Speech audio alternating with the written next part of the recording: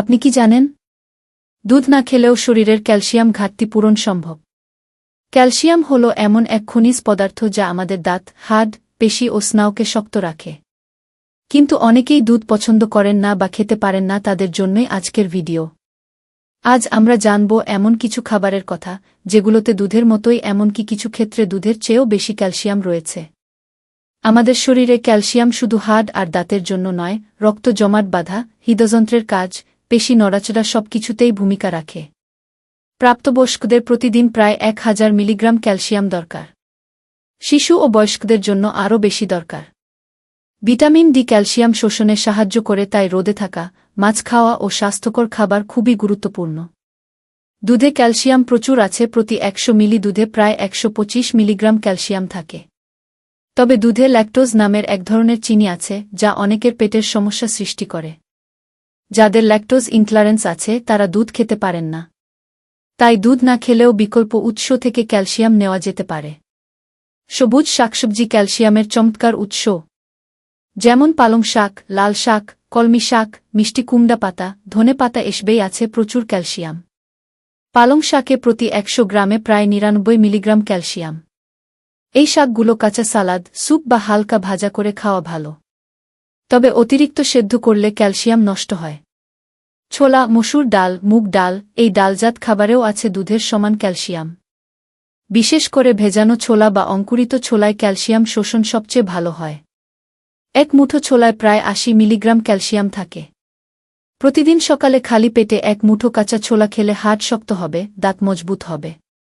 Almond, তিল, chia seed, flax seed, আখরোট, কাজু বাদাম সবই ক্যালসিয়ামের ভাণ্ডার। এক চামচ তিলে প্রায় 88 মিলিগ্রাম ক্যালসিয়াম। প্রতিদিন সকালে 5 থেকে 6টা আমন্ড বা 1 চামচ চিয়া সিড দুধে বা পানিতে ভিজিয়ে খেলে ক্যালসিয়াম ঘাটতি দূর হবে। আপনি কি জানেন? কিছু ফলেও দুধের মতো ক্যালসিয়াম থাকে, যেমন কমলা, ডুমুর, কলা, কাঁঠাল, পেয়ারা, আতা ও কিশমিশ। বিশেষ করে শুকনো ডুমুর বা ড্রাই ফিগে প্রতি 100 গ্রামে 162 মিলিগ্রাম ক্যালসিয়াম। প্রতিদিন সকালে বা বিকেলে এক মুঠো শুকনো ফল খেলে শরীর থাকবে সক্রিয় ও হাড় শক্ত। ইলিশ, মলা, কাচকি, শোল, তেলাপিয়া, ছোট মাছের কাঁটা সহ খেলে শরীরে দারুণ ক্যালসিয়াম যোগ হয়। কাঁটায় থাকে সবচেয়ে বেশি ক্যালসিয়াম। সাথে থাকে ভিটামিন ডি, যা ক্যালসিয়াম শোষণে সাহায্য করে। প্রতিদিন সপ্তাহে অন্তত 2 দিন ছোট মাছ খাওয়ার অভ্যাস করুন। দুধ খেতে না পারলে বিকল্প হিসেবে উদ্ভিজ্জ দুধ, আমন্ড দুধ, নারকেল দুধ ও ওট মিল্ক খুব ভালো অপশন।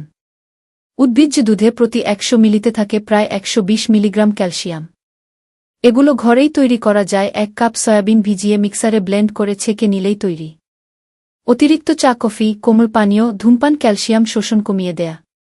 ভিটামিন ডি না থাকলে ক্যালসিয়াম শরীরে কাজই করে না। রোদে না গেলে, শরীরচর্চা না করলে ক্যালসিয়াম হাড়ে জমে না। তাই অন্তত 15 মিনিট রোদে থাকুন, প্রতিদিন কিছু হাঁটাহাঁটি করুন। সকালে 1 গ্লাস আমন্ড দুধ, 5টা আমন্ড, কিছু কিশমিশ।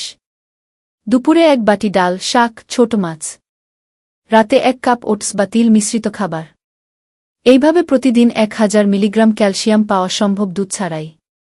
চলুন আমরা 7 দিনের ক্যালসিয়াম চ্যালেঞ্জ শুরু করি। আজ আমরা জেনেছি দুধই ক্যালসিয়ামের একমাত্র উৎস নয়। শাকসবজি, ডাল, ছোলা, বাদাম, ফল ও ছোট মাছ সবই শরীরের ক্যালসিয়াম পূরণ করতে পারে।